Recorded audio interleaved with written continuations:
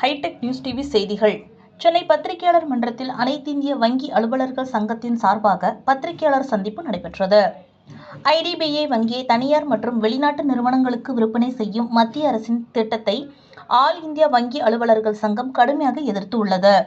1964 உருவான ஐடிபிஐ வங்கி இந்திய தொழில்துறை வளர்ச்சிக்கு பெரும் பங்கு வகித்ததோடு எஸ்சிபிஐ, என்எஸ்சி, எஸ்ஐடிபிஐ உள்ளிட்ட பல முக்கிய நிறுவனங்களை உருவாக்கிய வரலாறு கொண்டது.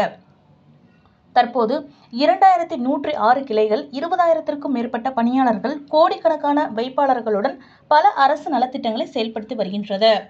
அரசு மற்றும் எல்ஐசி பங்குகளை தனியாருக்கு விற்கும் திட்டம் நடைமுறைக்கு வந்தால் வைப்பாளர்கள், விவசாயிகள், மாணவர்கள், எம்எஸ்எம்இ நிறுவனங்கள் பாதிக்கப்படுவார்கள் என்று ஏஐபிஓஏ எச்சரித்துள்ளது.